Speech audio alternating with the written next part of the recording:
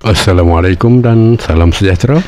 Tidak dinafikan dalam kegairahan seseorang kreatif untuk menyiapkan tugasan ataupun karya masing-masing sudah tentu akan berdepan dengan berbagai-bagai masalah. Masalah itu kadang-kadang membebankan, terutama bila berdepan dengan masalah yang besar-besar seperti masalah proses mengedit video, dubbing suara dan nak meletakkan subtitle. Itu masalah-masalah yang merumitkan. Tetapi ada juga masalah yang kecil saja yang selalu berlaku, tapi dia amat mengganggu, melambatkan proses menyiapkan karya yang dikehendaki. Yang saya maksudkan di sini ialah masalah tentang bila selesai satu karya, kita akan save, download, klik semula. Masalah kecil tapi dia kadang-kadang menyusahkan. Tapi ada waktu kita mengejar deadline atau untuk menyiapkan lain-lain video yang berlambak, karya yang berlambak, ia menyusahkan.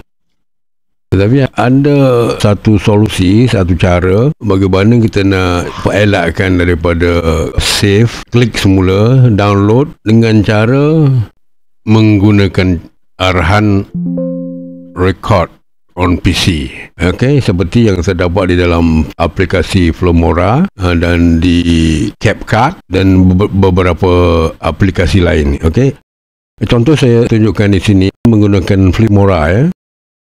Boleh tengok cara dia. Mudah saja sebenarnya, tapi macam saya cakap tadi, untuk menjimatkan masa supaya kita tidak habiskan masa untuk save selepas buat kerja. Kemudian lepas tu bila nak guna balik, kita terpaksa klik dia semula, buka folder, buka file dan kita akan download semula. Dan ini saya rasa kita ambil advantage di sini, tak payah pakai yang tu, kita pakai yang ditunjuk oleh Filmora ini.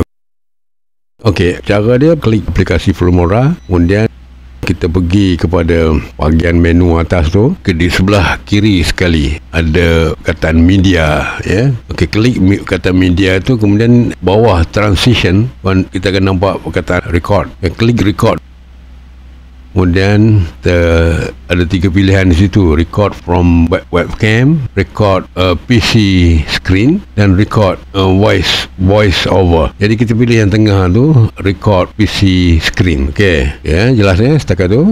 Kita biarkan screen recorder itu sekejap, kita tinggalkan sekejap, kita pergi ke website di mana yang menawarkan image atau video atau gambar-gambar percuma.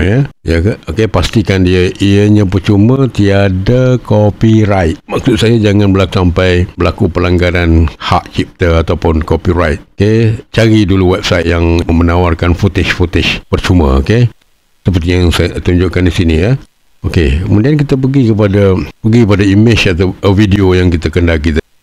Seperti yang tuan nampak dalam peta tu, yang ada kereta warna merah tu tu dekat cursor yang bergerak-gerak tu. Itu pilihan kita. Kemudian kita double klik image itu dan enlargekan image itu seperti yang saya tunjuk di sini.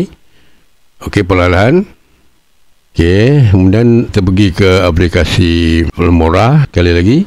Kemudian sebelum klik tombol merah merakam tu, kita adjust dulu parameter crop image atau video yang kita kehendaki.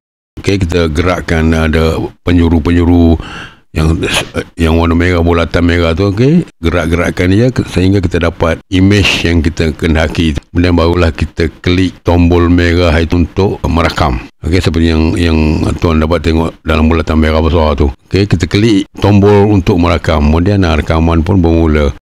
Bila dah selesai rakaman, maka kita klik balik record screen tadi dan kita offkan.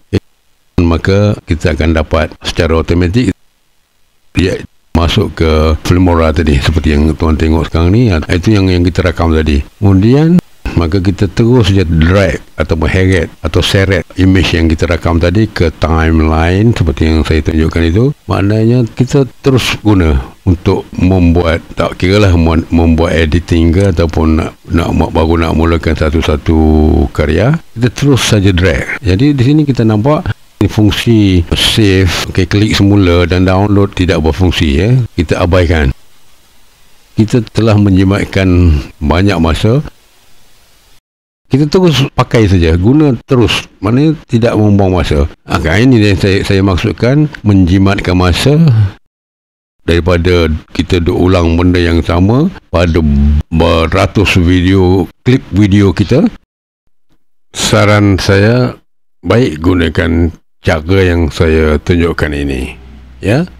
Cara yang saya tunjukkan ini kita tak perlu save, ya, tak perlu klik semula dan tak perlu download bila kita nak guna. Jadi bila kita klik ke automatik, dia dah disimpan di Filmora ini. Terpulanglah sebenarnya kepada cara mana tuan nak gunakan, ya, mana yang lebih selesa. Okey, saya harap penjelasan saya yang ringkas ini dapat digunakan untuk membantu kerja-kerja kita sebagai seorang kreator. Ya, dan saya harap ianya berbaloi lah, ya. Dan saya ucapkan selamat mencuba, selamat berjaya. Okey, saya rasa itu saja video ringkas kali ini. Okey, mudah-mudahan berpuas hati dan menempati cita rasa yang dikehendaki. Okey, terima kasih bersama saya selama lebih kurang 6 minit saja. Okey, dan terima kasih kerana subscribe. Okey, saya undur diri dulu. Kita jumpa lagi di lain-lain video yang lebih menarik akan datang.